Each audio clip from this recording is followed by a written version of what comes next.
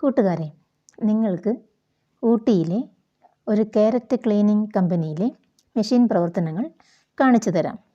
വന്നാലും VSanVlogsലേക്ക് എല്ലാവർക്കും സ്വാഗതം.